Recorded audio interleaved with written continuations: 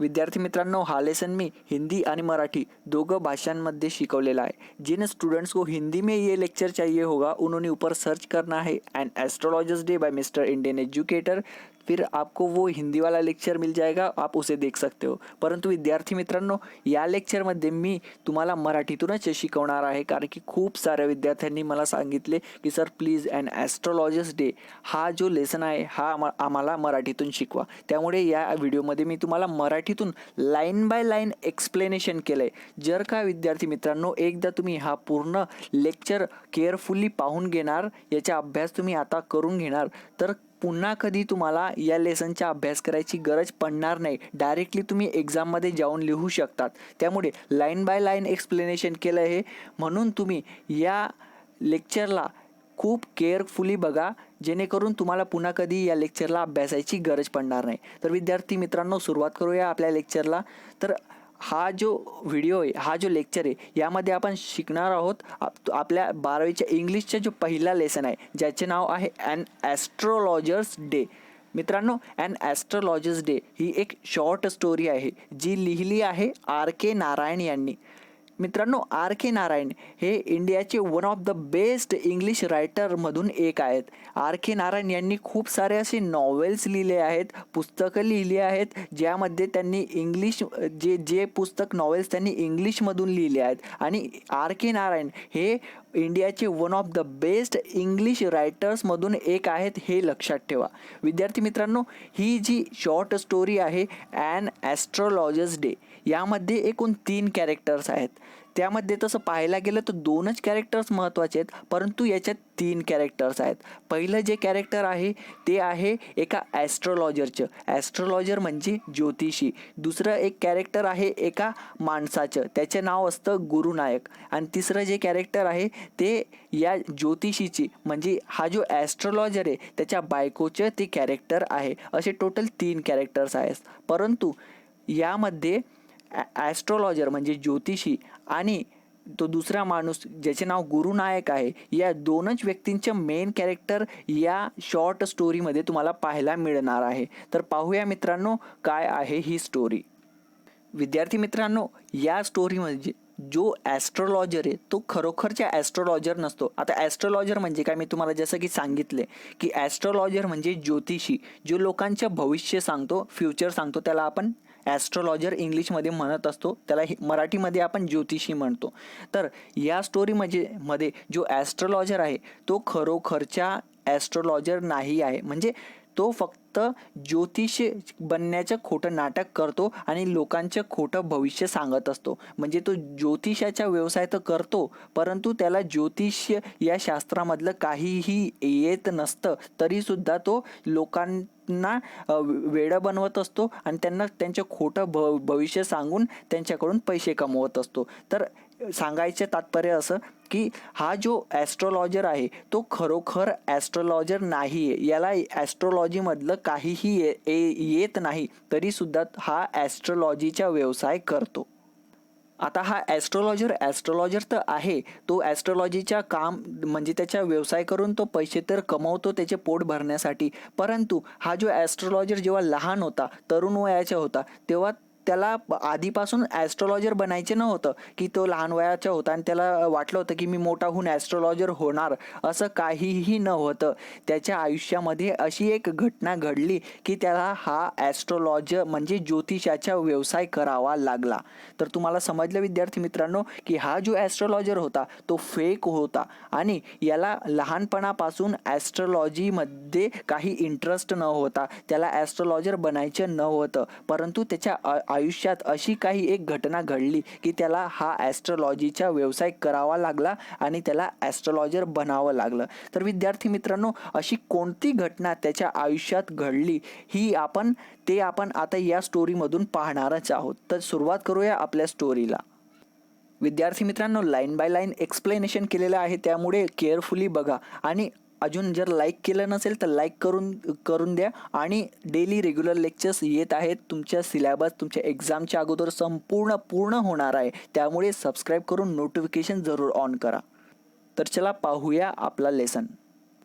विद्यार्थी मित्रांनो, स्टोरीला सुरुवात करण्या अगोदर मी तुम्हाला एक गोष्ट सांगू इच्छितो की ही जी स्टोरी आहे ही एक सस्पेन्स स्टोरी आहे. आता मी तुम्हाला सांगितलं की त्याच्या आयुष्यात असं काहीतरी घडलं की त्याला ॲस्ट्रॉलॉजी मतलब ज्योतिषाचा व्यवसाय करावा लागला. तर त्याच्या आयुष्यात असं काय घडलं, तर हा एक सस्पेन्स आहे जो तुम्हाला या स्टोरीमधून या सस्पेन्सचा खुलासा होईल. तर त्यामुळे ही मधून स्किप नका करू, कारण की जर तुम्ही मधून स्किप करणार तर तुम्हाला तो सस्पेन्स कळणार नाही. त्यामुळे लगातार तुम्ही शेवटपर्यंत पहा.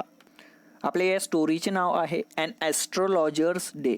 आता ॲस्ट्रोलॉजर म्हणजे काय मी सांगितलं, ज्योतिषी. आणि ॲन ॲस्ट्रोलॉजर्स डे एका ज्योतिषाच्या दिवसाची ही एक स्टोरी आहे, कहाणी आहे, गोष्ट आहे. तर मी पहिल्या लाईनपासून सुरुवात करत आहे विद्यार्थी मित्रांनो. तुम्हाला स्क्रीनवर दिसत आहे तर ठीक आहे, त्यामध्ये मी सर्व शब्दांचे अर्थ लिहिलेले आहेत. आणि जर तुम्ही पुस्तक घेऊन बसले असाल तर खूपच चांगलं. Punctually at midday, he opened his bag and spread out his professional equipments. अगदी त्याच्या नेहमीच्या रोजच्या वेळेस म्हणजे दुपारी त्याने त्याची बॅग उघडली and spread out his professional equipments. आणि त्याची जी प्रोफेशनल इक्विपमेंट्स होती म्हणजे जी त्याची व्यवसायाची साधनं होती ती सर्व त्यांनी बाहेर काढली, बाहेर पसरवली. विच कन्सिस्टेड, त्यामध्ये कोणकोणत्या गोष्टींचा समावेश होता तर अ डझन कौरी शेल्स, जवळपास एक डझनभर कवड्या होत्या. आता कवड्या म्हणजे काय तुम्हाला माहीतच असेल, जे समुद्रकिनारी जसे शंख शिंपले असतात तसे हे कवड्या असतात. या कवड्या या ज्योतिषाकडे असतात, तर त्याच्याकडे डझनभर अशा या कवड्या होत्या. A square piece of cloth with obscure mystic chart on it, एक चौकोनी आकारच्या कपड्याचा तुकडा होता आणि ज्याच्यावर ऑब्स्कर मिस्टिक म्हणजे अस्पष्ट असे गूढ चार्ट्स काढलेले होते. आता तो जो कपडा आहे तो वापरून जुना होऊन गेलेला असेल, त्यामुळे ते जे चार्ट्स होते ते जे ऑब्स्कर होते, ऑब्स्कर म्हणजे अस्पष्ट होते, दिसायला ते अस्पष्ट दिसत होते. आणि मिस्टिक होते, मिस्टिकचा अर्थ होतो रहस्यमयी म्हणजे गूढ होते, ते असे ते चार्ट्स होते त्याच्याकडे. A notebook and a bundle of Palmyra writing, एक नोटबुक होतं आणि पल्मायरा रायटिंगचं बंडल होतं. आता मित्रांनो, पल्मायरा रायटिंग म्हणजे काय? पल्मायरा म्हणजे जे एक पाल्म ट्री असते, पाल्म नावाचे एक झाड असतं, त्या पाल्म नावाच्या झाडाच्या सालीवर लिखाण काम केलेलं असतं, लिहिलेलं असतं, तर त्याला पल्मायरा रायटिंग असं म्हणत असतात. तर त्याच्याकडे एक नोटबुक होती आणि बंडल होतं कशाचं? पल्मायरा रायटिंग्सचं. तर अशा प्रकारची साधन सामग्री त्याच्याकडे होती असं या लाईन्समधून यांनी एक्सप्लेन केलं आहे. परंतु आता या ठिकाणी पुढच्या लाईन्समध्ये त्यांनी एक्सप्लेन केलं आहे की तो जो ज्योतिषी होता तो दिसण्यामध्ये कसा होता, तर पाहूयात आपण. His forehead was resplendent with sacred ash and vermilion, त्याच्या कपाळावर एक प्रकारचा चमक होता, ब्राईटनेस होती. तर ही चमक आणि ब्राईटनेस कशामुळे होती, तर त्याने त्याच्या कपाळावरती सॅक्रेड ॲश लावलेली होती. आता सॅक्रेड ॲश म्हणजे पवित्र अशी राख. अँड व्हर्मेलियन, व्हर्मेलियन म्हणजे मित्रांनो, व्हर्मेलियन म्हणजे कुंकवाचा एक प्रकार असतो, जसं की शेंदूर असतो. तर कुंकवाच्या शेंदूरचा एक प्रकार असतो, त्याला व्हर्मेलियन असे म्हणतात. तर या ज्योतिषीने काय केले होते, त्याने त्याच्या कपाळावरती सॅक्रेड ॲश म्हणजे पवित्र अशी राख लावलेली होती. अँड व्हर्मेलियन म्हणजे कुंकवाचा टिळा लावलेला होता. And his eyes sparkled with a sharp abnormal gleam. आता ॲबनॉर्मल ग्लीम म्हणजे एक वेगळ्या प्रकारचे तेज, चमक. ग्लीम म्हणजे चमक होती. त्याच्या डोळ्यामध्ये काय होती, एक वेगळ्याच प्रकारची चमक होती. Which was really an outcome of a continual searching look for customers.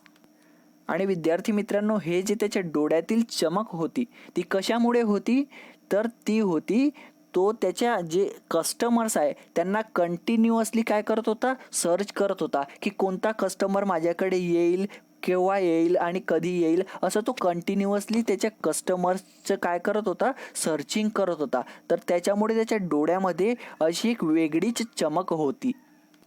But which his simple clients took to be a prophetic light and felt comforted. परंतु त्याचे जे कस्टमर्स होते त्यांना ही जी त्याच्या डोळ्यामधील चमक होती, ही जी त्याची तेज होते त्याच्या डोळ्यामधले, हे त्यांना प्रोफेटिक लाईट वाटायची. म्हणजे त्यांना असं वाटायचं की हा जो ज्योतिषी आहे, हा जो ॲस्ट्रोलॉजर आहे, हा खरोखर खूप मोठा ज्योतिषी आहे, खरोखर खूप मोठा असा ॲस्ट्रोलॉजर आहे, असं त्यांना त्याच्या डोळ्यामधल्या चमक पाहून असं त्यांना वाटत होतं. अँड फेल्ट कम्फर्टेड, आणि त्यांना कम्फर्टेड फील व्हायचं की हो, आम्हाला जो व्यक्ती भविष्य सांगतो आहे तो एक खरोखर खूप मोठा ज्योतिषी आहे, असं त्यांना वाटत होतं आणि त्यांना कम्फर्टेड फील व्हायचं. The power of his eyes was considerably enhanced by their positions. विद्यार्थी मित्रांनो, त्याच्या जी डोळ्यातील पॉवर होती ती पॉवर अशी खूप प्रभावी वाटत होती, कारण की त्यांची पोझिशनमुळे. तर त्याचे जे डोळे होते त्या ज्योतिषाचे, त्या डोळ्यांची जी पोझिशन होती त्या पोझिशनमुळे त्याचे डोळे कन्सिडरेबली एनहान्स्ड म्हणजे अत्यंत असे प्रभावी वाटत होते. आता त्याचे डोळे प्रभावी का वाटत होते तर ते त्यांनी आता पुढे दिलेले आहे. Placed as they were between the painted forehead and the dark whiskers which streamed down his cheeks. तर विद्यार्थी मित्रांनो, या ठिकाणी त्याचे जे डोळे होते ते त्याच्या पेंटेड फोरहेड आणि त्याचे जे मिशा होत्या विस्कर्स, या ठिकाणी पेंटेड फोरहेड आणि विस्कर्स असे दोन शब्द वापरले आहेत. पेंटेड फोरहेड म्हणजे त्याने त्याच्या कपाळावरती काय लावली होती, पवित्र राख लावलेली होती आणि व्हर्मेलियनचा टिळा लावलेला होता. त्यामुळे काय होतं, त्याच्या पेंटेड फोरहेड म्हणजे त्याची कपाळ आणि विस्कर्स, डार्क विस्कर्स जे त्याच्या गालांवरून खालती लोंबकत होते, असे ते त्याचे मिशा होत्या. त्या मिशा आणि त्याची जी रंगवलेली कपाळ होती पेंटेड फोरहेड, या दोघांच्या मधोमध त्याचे काय होते, डोळे होते. त्यामुळे ती जी डोळ्यांची पॉवर होती ती कन्सिडरेबली एनहान्स्ड म्हणजे अत्यंत अशी प्रभावी वाटत होती, कारण की त्याचे जे डोळे होते ते त्याच्या पेंटेड फोरहेड आणि त्याच्या विस्कर्स म्हणजे मिशांच्या मधोमध असे ते डोळे त्याचे होते. त्यामुळे त्याचे डोळे अत्यंत प्रभावी वाटत होते. आता या ठिकाणी यांनी सांगितले आहे की the dark whiskers which streamed down his cheeks. आता चिक्स म्हणजे त्याचे गाल. आता ते जे त्याचे डार्क विस्कर्स म्हणजे मिशा काय करत होते, ते त्याच्या गालावरून असे खालती लोंबकत होते. The dark whiskers which streamed down his cheeks. Even a half-wit's eyes would sparkle in such a setting. आता इव्हन अ हाफ-विट्स आईज म्हणजे अर्धी बुद्धी असणारा व्यक्ती. आता विट्स म्हणजे बुद्धी आणि हाफ विट्स म्हणजे कमी बुद्धी, अर्धी बुद्धी असणाऱ्या कोणा व्यक्तीचे डोळे जरी असे या पोझिशनला असतील तर त्याचे डोळे सुद्धा would sparkle in a such setting. जर समजा कोणा कमी बुद्धी असणाऱ्या व्यक्तीचे डोळे जर अशा सेटिंगमध्ये असतील, अशा पोझिशनला असतील, तर त्या कमी बुद्धी हाफ विट्स जो व्यक्ती आहे त्याचे डोळे सुद्धा खूप असे चमकणारे स्पार्कल दिसतील, असे त्या ज्योतिषीचे डोळे होते, असं यांनी या लाईनमधून सांगितलेलं आहे. विद्यार्थी मित्रांनो, या लाईनचा मी पुन्हा एकदा तुम्हाला अर्थ सांगतो की इव्हन हाफ विट्स आईज म्हणजे कोणी अर्ध्या बुद्धीच्या म्हणजे कोणी कमी बुद्धीच्या व्यक्तीचे डोळे सुद्धा would sparkle in a such setting म्हणजे कोणी कमी बुद्धीच्या व्यक्तीचे डोळे जरी अशा सेटिंगमध्ये असतील तर त्याचे डोळे सुद्धा स्पार्कल दिसतील म्हणजे चमकणारे दिसतील, जसे या ज्योतिषाचे दिसत होते. To crown the effect he would a saffron coloured turban. To crown the effect म्हणजे विद्यार्थी मित्रांनो आणखी वाढवण्यासाठी, आता त्यांनी काय म्हटलंय, to crown the effect he would a saffron coloured turban. आता सॅफ्रॉन म्हणजे भगवा आणि कलर्ड टर्बन, आता सॅफ्रॉन म्हणजे भगव्या म्हणजे केशरी रंगाचं असं टर्बन त्याने घातलेलं होतं. आता टर्बनचा अर्थ होतो फेटा, तर त्याने फेटा, हिंदीमध्ये त्याला पगडी म्हणतो, तर त्याने सॅफ्रॉन कलर म्हणजे केशरी रंगाचे त्याने पगडी, टर्बन म्हणजे फेटा त्याने घातलेला होता. कशासाठी?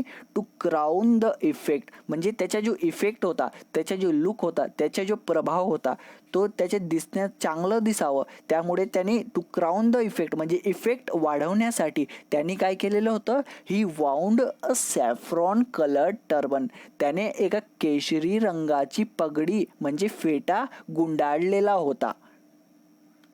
अराउंड हिज हेड म्हणजे त्याच्या डोक्याला त्याने तो फेटा म्हणजे ती पगडी सॅफ्रॉन कलरची गुंडाळलेली होती. कशासाठी? तर त्याचा जो इफेक्ट आहे तो वाढविण्यासाठी. लेखक पुढे म्हणतात की this colour scheme never failed, आणि हे जे कलर कॉम्बिनेशन होतं त्या ज्योतिषाने विअर केलेलं, घातलेलं, तर हे कधीही फेल होत नव्हतं, म्हणजे ते अगदी शोभून ते कलर कॉम्बिनेशन त्याला दिसत होतं. People were attracted to him as bees are attracted to cosmos or dahlia stalk. ज्याप्रमाणे एखादी मधमाशी किंवा माखी एखाद्या फुलाच्या देठावर येऊन बसते किंवा फुलावर येऊन बसते, या ठिकाणी कॉस्मॉस आणि दहलिया या दोन फुलांचे नावं घेतलेले आहेत. जसं की एखादी बी म्हणजे मधमाशी फुलाच्या देठावर येऊन बसते, म्हणजे फुलाच्या देठाकडे आकर्षित होत असते, त्या तशाच प्रकारे पीपल वेअर अट्रॅक्टेड टू हिम, जे माणसं होती, जे त्याचे कस्टमर्स होते, ते त्याच्याकडे अट्रॅक्ट होत होते. समजले मित्रांनो? जशा प्रकारे एखादी मधमाशी फुलाकडे, कॉस्मॉस किंवा डहलिया हे फुलाचे नाव आहे, तर त्याच्या कॉस्मॉस आणि डहलियाच्या स्टाल्ककडे जशी एखादी बी म्हणजे मधमाशी अट्रॅक्ट होत असते, तशाच प्रकारे जे माणसं होते ते या ज्योतिषाकडे काय होत होते, अट्रॅक्ट होत होते. He sat under the box of a spreading tamarind tree which flanked a path running through the town hall park. विद्यार्थी मित्रांनो, he sat under the box of spreading tamarind tree. tamarind tree म्हणजे चिंचेचं झाड. He sat under the box of a spreading tamarind tree. तर तो कुठे बसायचा? सॅट म्हणजे बसत होता. सॅट अंडर द म्हणजे कशाखाली? अंडर म्हणजे खाली, सॅट म्हणजे बसणे. तो कुठे बसत होता? एका स्प्रेडिंग टॅमरन ट्रीच्या खाली. अंडर द स्प्रेडिंग टॅमरन ट्री, एक पसरणारं मोठं चिंचेचं असं एक झाड होतं. त्या झाडाच्या खाली हा ज्योतिषी बसत होता. Which flanked a path running through the town hall park. आता हे जे चिंचेचे झाड होतं ते कुठं होतं? तर ते होतं ते running through the town hall park, ते टाउन हॉल पार्कमधून जात होतं. अशा एका रस्ता, path running through the town hall park. आता हे जे चिंचेचे झाड होतं ज्याच्या खाली he sat under the this tree म्हणजे या चिंचेच्या झाडाखाली हा जो ज्योतिषी बसत होता, तर हे चिंचेचे झाड कुठे होतं?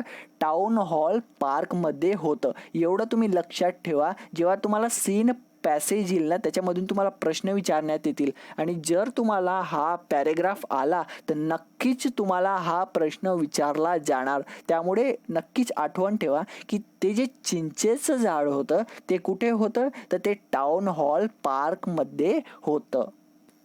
It was a remarkable place in many ways. आता हे जे प्लेस होतं, it was a remarkable place in many ways, ते अनेक दृष्टींनी ते काय होतं? रिमार्केबल होतं. म्हणजे हे जे प्लेस होतं टाउन हॉल पार्कचं, ते खूप अशा दृष्टींनी काय होतं? एक रिमार्केबल प्लेस म्हणजे महत्त्वाचं स्थान होतं, जिथे तो ज्योतिषी बसत होता. आता ज्योतिषी या जे टाउन हॉल पार्कमध्ये बसत होता, तर ते रिमार्केबल प्लेस म्हणजे महत्त्वाचं स्थान का होतं? तर ते पुढे लेखकांनी पुढच्या लाईन्समध्ये सांगितलेलं आहे. तर लक्षपूर्वक ऐका. A surging crowd was always moving up and down this narrow road from morning till night. म्हणजे एक सर्जिंग क्राऊड म्हणजे ढकलाढकल करणारी गर्दी, अशी खूप सारी गर्दी असते जिथे ढकलाढकल होत असते. तर अशी एक सर्जिंग क्राऊड, म्हणजे तो जिथे बसत होता टाउन हॉल पार्कमध्ये चिंचेच्या झाडाखाली, तिथे सर्जिंग क्राऊड होता. ढकलाढकल, पुढे मागे ढकल करणारी क्राऊड म्हणजे काय होती? गर्दी होती. सर्जिंग म्हणजे ढकलाढकल करणारी, पुढे मागे ढकलाढकल करणारी गर्दी. तर सर्जिंग क्राऊड होती ती काय करत होती? Was always moving up and down. आता ती जी ढकलाढकल करणारी क्राऊड होती, गर्दी होती, ती काय करत होती? ऑलवेज मूव्ह होत होती. अप डाऊन म्हणजे काय? ती पुढे मागे, ती जी गर्दी होती ती त्या ठिकाणी पुढे मागे ती गर्दी जात होती. This narrow road from morning till night. आता तो जो रोड होता, काय म्हणतात त्याला, टाउन हॉल पार्कचा जो तो रोड होता जिथे ज्योतिषी बसायच्या, त्या रोडवर काय असायचं? खूप सारी अशी गर्दी असायची जी दिवसभर, फ्रॉम मॉर्निंग टिल नाईट म्हणजे सकाळपासून तर रात्रपर्यंत ती जी गर्दी होती ती पुढे मागे ढकलाढकल करत त्या रोडवर सतत असायची. आता विद्यार्थी मित्रांनो, हा जो रोड होता ज्यावर ही गर्दी जात होती, तो रोड काय होता? Down this narrow road. आता तो जो रोड होता तो खूप नॅरो होता. नॅरो म्हणजे निमुळता होता, म्हणजे खूप बारीक रोड होता, छोटासा बारीक रोड होता. तर त्यामुळे काय होतं? त्या ठिकाणी जरी कमी लोक असतील तरी तो रोड लहान असला, बारीक पतला असल्या कारणाने त्या रोडवरती गर्दी अशी खूप सारी जास्त वाटत होती. तर तो जो रोड होता तो एक नॅरो रोड होता, त्यामुळे त्यावर जी गर्दी होती ती सर्जिंग क्राऊड म्हणजे ढकलाढकल करणारी मोठी गर्दी अशी वाटायची. आणि ती फ्रॉम मॉर्निंग टिल नाईट, सकाळपासून तर रात्रपर्यंत ती गर्दी त्या रोडवर चालत असायची. A variety of trades and occupations was represented all along its way. आता तो जो रोड होता त्या रोडच्या कडेला, म्हणजे त्या रोडवरती वेगवेगळ्या प्रकारची अशी ऑक्युपेशन्स म्हणजे व्यवसाय होती आणि ट्रेड्स होते म्हणजे दुकानदार होते, ज्या ठिकाणी ते त्यांचे माल विकत होते, त्यांचं सामान विकत होते. तर अशा variety of trades and occupation was represented all along its way, म्हणजे संपूर्ण रस्त्यावरती वेगवेगळ्या प्रकारची व्यवसाय करणारे होते आणि विक्रेते होते. आता तर कोणकोणत्या प्रकारची व्यवसाय चालायची तर त्यांनी पुढे दिलेले आहे. Medicine sellers, sellers of stolen hardware and junk. म्हणजे मेडिसिन सेलर म्हणजे जसं की तुम्हाला माहीत असेल मित्रांनो, औषध विक्रेते इथे होते. त्याच्यानंतर sellers of stolen hardware and junk, म्हणजे स्टोलेन हार्डवेअर म्हणजे चोरी केलेला जो माल होता, म्हणजे चोरी, आणि जंक म्हणजे भंगार वगैरे, म्हणजे चोरी केलेला जो माल होता ते विकणारे सेलर्स सुद्धा या रस्त्यावर होते. अजून कोण कोण होते या रस्त्यावर? मॅजिशियन्स and above all an auctioneer of cheap cloths. म्हणजे जादूगर इथे होते आणि या ठिकाणी अबाव ऑल म्हणजे या सर्वांपेक्षाही जास्त म्हणजे महत्त्वाचं या ठिकाणी अन ऑक्शनियर होता. ऑक्शनियर म्हणजे बोली लावणारा, विकणारा.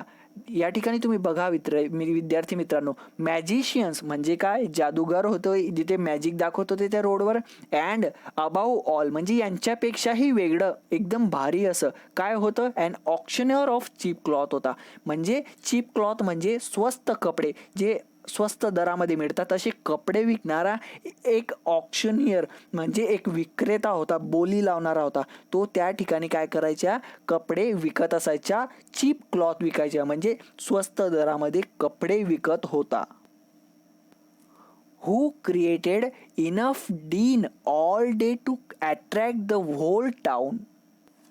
आता who created enough din, din म्हणजे विद्यार्थी मित्रांनो गोंधळ म्हणजे गोंगाट, जोरजोराचा आवाज. तो जो क्लॉथ सेलर होता, ऑक्शनियर ऑफ चीप क्लॉथ म्हणजे तो जो कपडे विक्रेता होता, तो काय करायचा? इनफ डीन क्रिएट करायचा, म्हणजे जोरजोराने तो आरोड्या मारून त्याच्या कपड्यांची तो विक्री करत होता. आणि हे जे इनफ डीन होतं ते enough din all day to attract the whole town. आता हा जो कपडा विक्रेता होता, स्वस्त दरामध्ये कपडे विकणारा, हा जोरजोरामध्ये गोंगाट करत होता, म्हणजे ओढून ओढून त्याचे कपडे विकत असायच्या. आणि त्यामुळे काय व्हायचं की all day to attract the whole town. जे ते संपूर्ण टाउन हॉल पार्क होता ते पूर्णच्या पूर्ण टाउन तो जोरजोराने काय करत होता, इनफ डीन करत होता, म्हणजे जोरजोराने गोंगाट करत होता, आरोड्या मारत होता. त्यामुळे ते जे संपूर्ण टाउन होतं ते संपूर्ण दिवस ऑल डे अट्रॅक्ट होत होतं त्याच्याकडे. म्हणजे तिकडे जितकेही ग्राहक होते ते सर्वच्या सर्व त्याने डीन क्रिएट करत होता, तो म्हणजे गोंगाट करत होता. त्यामुळे ते सर्व ग्राहक त्याच्याकडे अट्रॅक्ट होत होते दिवसभर. तो संपूर्ण टाउनला दिवसभर त्याच्याकडे काय करत होता, अट्रॅक्ट करत होता.